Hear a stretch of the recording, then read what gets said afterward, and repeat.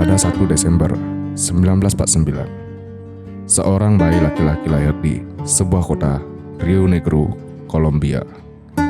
Kelak anak itu tumbuh besar menjadi bos kriminal terkaya. Bahkan kekayaannya melebihi orang terkaya pada saat itu. Ia begitu disegani.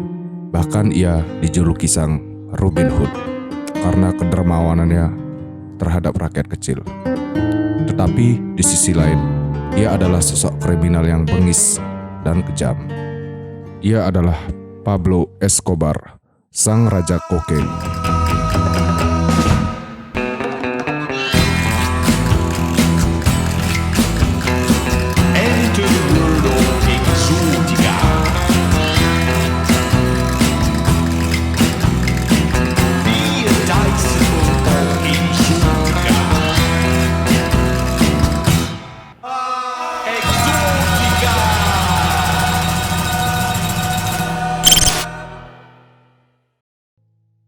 Escobar merupakan anak ketiga dari 7 bersaudara dari pasangan seorang petani bernama Abel de Jesus Escobar Echeverri dan Hemilda de los Dolores Gaviria Berrio.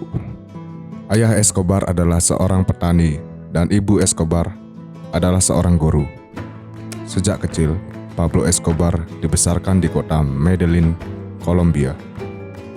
Di usia remaja, Pablo Escobar kerap melakukan kegiatan kriminal dengan mencuri batu nisan yang kemudian ia jual ke penyelundup lokal. Tidak hanya itu, ia juga banyak melakukan pekerjaan ilegal bersama sahabatnya bernama Oscar Benel Aguirre. Mulai dari praktik menjual ijazah palsu, menjalankan penipuan di jalanan, menjual rokok selundupan, menjual tiket lotre palsu, dan melakukan pencurian mobil. Menurut catatan, Pablo Escobar diketahui belajar di Universitas Autonoma Latinoamericana of Medellin. Namun ia tak sampai menyelesaikan kuliahnya. Escobar harus putus kuliah di tengah jalan karena keluarganya tidak memiliki cukup uang untuk membiayai pendidikannya. Sebagai jalan pintas supaya dirinya tidak perlu lagi hidup miskin, Escobar mulai terjerumus ke dalam dunia kriminal. Di awal tahun 1970-an, sebelum terkenal sebagai gembong narkoba terbesar, Pablo Escobar bertindak sebagai penculik dan pengawal. Ia menculik seorang pejabat di Medellin. Ia diduga menghasilkan $100.000 dengan tebusan.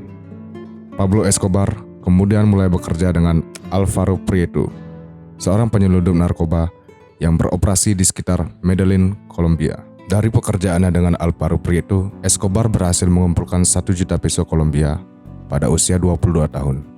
Dan saat Escobar berusia 26 tahun, ia sudah berhasil mengumpulkan 100 juta peso atau sekitar $3 juta Amerika Serikat dari hasil aktivitas penyelundupan ilegalnya tersebut. Berkat pengalaman aksinya itu, Pablo Escobar memulai mengembangkan bisnis kokainnya. Ia melakukan segala cara agar bisa menguasai bisnis kokainnya itu di kota Medellin. Taktik yang dilakukan Pablo Escobar mulai dari bekerja sama dengan para pembisnis kokain sampai dengan cara kekerasan hingga pembunuhan. Ia kerap kali memaksa para bos kokain di daerahnya agar mau bekerja sama dengannya. Namun jika tidak, ia tak segan akan membunuh para bos kokain tersebut. Karena aksinya itu, ia dengan cepat menjadi tokoh penting kartel di Medellin. Pada 11 September 1973, militer Chili meluncurkan aksi kudeta untuk menggulingkan Presiden sah Salvador Allende. Barisan pasukan dan deretan tank mengepung istana, dan presiden pun berhasil digulingkan dari sang panglima. Angkatan Darat Chili, Augusto Pinochet pun menjadi presiden pemerintahan junta Chili. Dalam pemerintahannya, ia tak segan menghabisi oposisi, orang-orang kiri, dan juga memberangus semua produksi kokain di negaranya. 33 lokasi kokain ditutup dan sekitar 350 orang pengedar ditangkap kala itu. Chili adalah salah satu produsen utama kokain. Para gembong yang tersisa akhirnya memindahkan bisnis mereka ke luar negeri, termasuk Kolombia.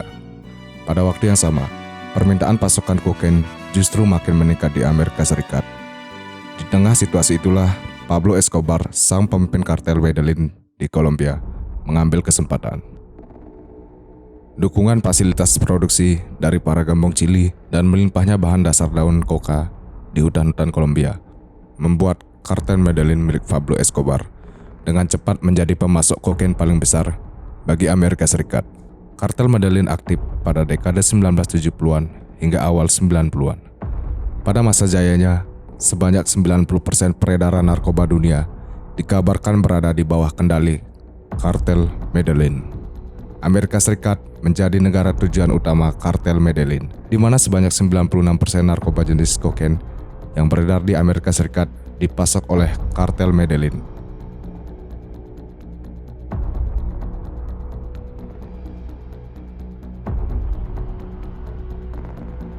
Kartel Medellin begitu ditakuti oleh penduduk Kolombia karena kartel ini tidak segan-segan menggunakan metode pembunuhan untuk menyingkirkan lawan-lawannya.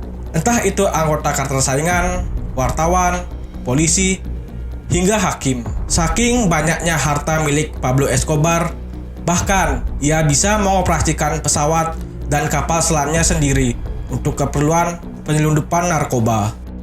Di lain pihak, Pablo Escobar menyandang reputasi sebagai kartel yang begitu kejam.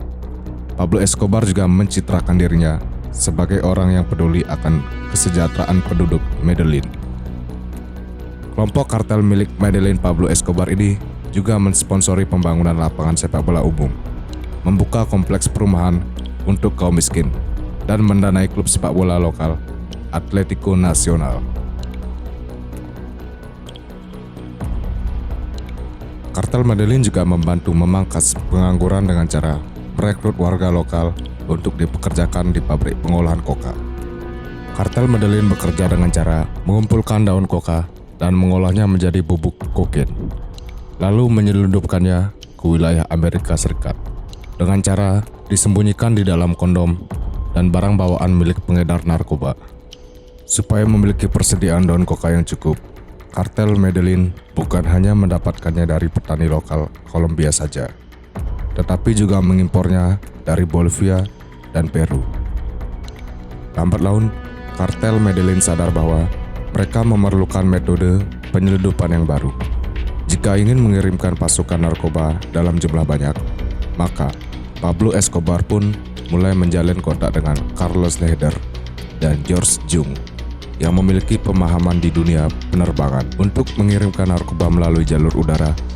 Mula-mula, kartel Medellin membeli pesawat baling-baling yang bisa terbang rendah supaya tidak terdeteksi radar. Pesawat tersebut kemudian akan terbang sambil mengangkut narkoba ke Bahama, negara kepulauan yang terletak di sebelah tenggara Amerika Serikat. Setelah mendarat sejenak di sana untuk mengisi bahan bakar, pesawat tersebut kemudian melanjutkan perjalanannya menuju Everglades, negara bagian Florida, Amerika Serikat. Lambat laun, pemerintah Amerika Serikat akhirnya mengetahui jika kartel Medellin selama ini menggunakan jalur udara untuk menyelundupkan narkoba.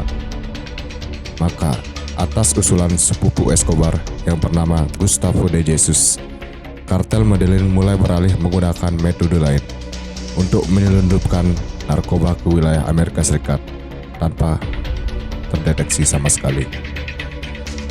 Supaya rute penyelundupannya semakin sulit dilacak, kartel Medellin kini tidak lagi mengandalkan Bahama sebagai jalur transitnya, tetapi dengan memanfaatkan negara-negara lain seperti Haiti dan Meksiko.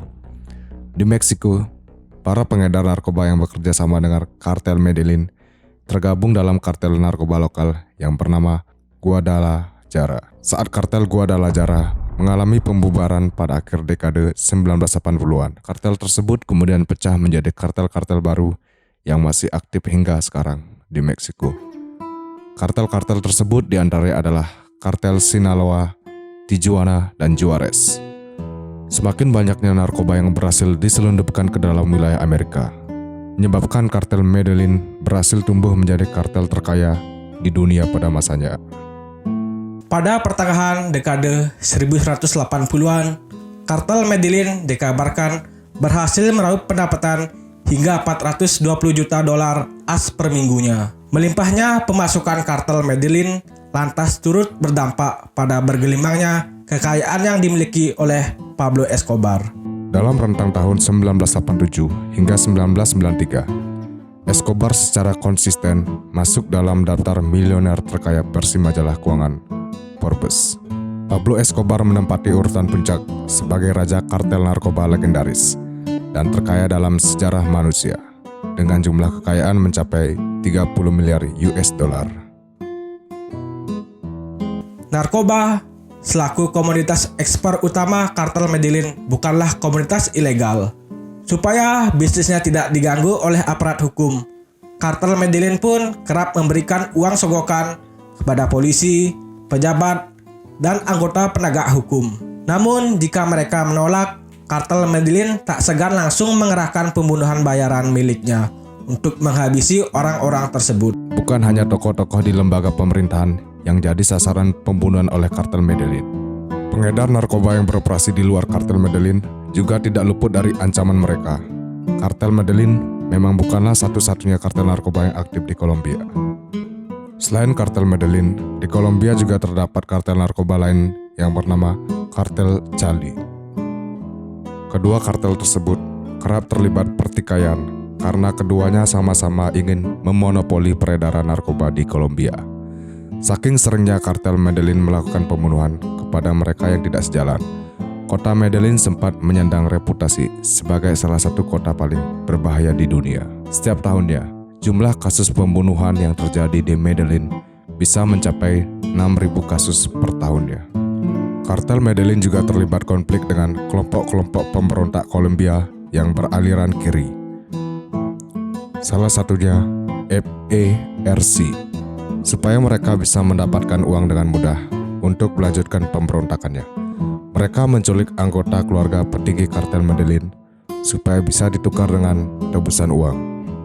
Menanggapi hal tersebut, kartel Medellin kemudian bekerja sama dengan oknum pemerintahan Kolombia untuk mendirikan kelompok bersenjata baru.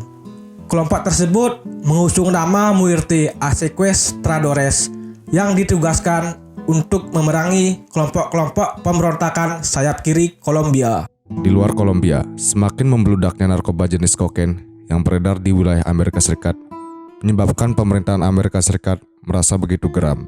Maka, pemerintah Amerika Serikat pun kemudian menekan pemerintah Kolombia supaya bersedia menangkap tokoh-tokoh kartel Medellin dan kemudian mengirimkannya ke Amerika Serikat supaya bisa ditahan di sana. Supaya pemerintah Kolombia tidak menuruti permintaan pemerintah Amerika Serikat, kartel Medellin semakin sering melakukan aksi penyerangan dan pembunuhan kepada tokoh-tokoh berpengaruh di Kolombia.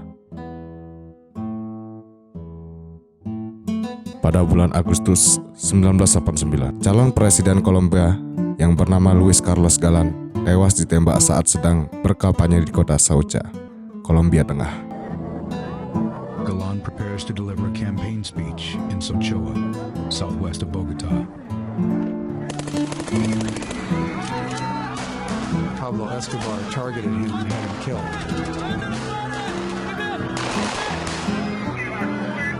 Bulan November 1989, anggota kartel Medellin meledakkan bom di pesawat milik maskapai Avianca yang sedang terbang. Sasaran utama bom tersebut adalah Cesar Gaviria Trujillo, calon presiden Kolombia yang mendukung rencana ekstradisi atau pengiriman tahanan Kolombia ke Amerika Serikat. Sebulan kemudian, giliran markas Departemen Keamanan Kolombia di ibu kota Bogota yang menjadi sasaran pemboman. Akibat serangan yang dilakukan memakai truk bermuatan bom tersebut, sebanyak lebih dari 60 orang harus tewas dan lebih dari 2.000 lainnya mengalami luka-luka. Insiden ini dikenang sebagai salah satu insiden ledakan bom terbesar yang pernah terjadi di Kolombia. Semakin ganasnya sepak terjang kartel Medellin menyebabkan pemerintah Kolombia terpaksa mengalah. Pemerintah Kolombia meminta kepada Pablo Escobar supaya ia segera menyerahkan diri ke aparat dan berhenti mengedarkan narkoba. Sebagai gantinya, Escobar tidak akan diekstradisi ke Amerika Serikat. Ia akan ditempatkan di penjara dengan fasilitas yang mewah. Tawaran tersebut diterima oleh Escobar. Setelah menyerahkan diri pada tahun 1991, Escobar kemudian dipenjara di bangunan penjara pribadi yang bernama La Catedral. Bangunan tersebut terletak tidak jauh dari kota Medellin. dan memiliki aneka macam fasilitas mewah seperti teleskop, bar, air terjun, rumah boneka raksasa untuk Putri Escobar, serta lapangan sepak bola. Selama berada di dalam penjara, Escobar secara diam-diam juga masih mengatur aktivitas kartel Medellin. Hingga kemudian pada bulan Juli 1992, Escobar menemukan simpanan uang senilai $20 juta di bangunan milik letnan bawahannya yang bernama Fernando Galeano.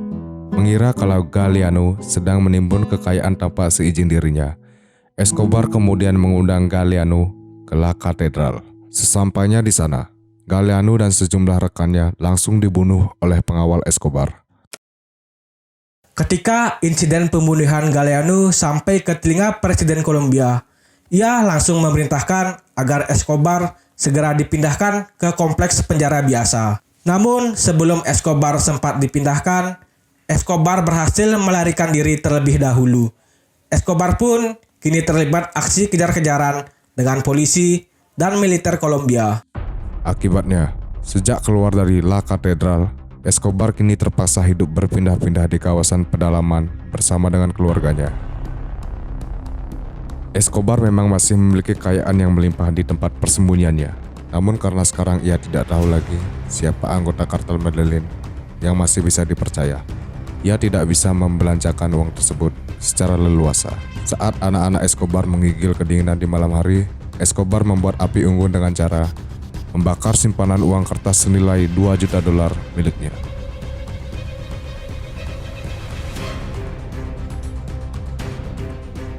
Awal Desember 1993, yang juga merupakan hari ulang tahunnya yang ke-44, Escobar berbicara dengan anaknya melalui telepon. Tanpa diketahui oleh Escobar, ternyata pembicaraan tersebut sedang disadap oleh polisi. Tanpa menunggu lebih lama lagi, polisi langsung bergegas menuju tempat persembunyian Escobar.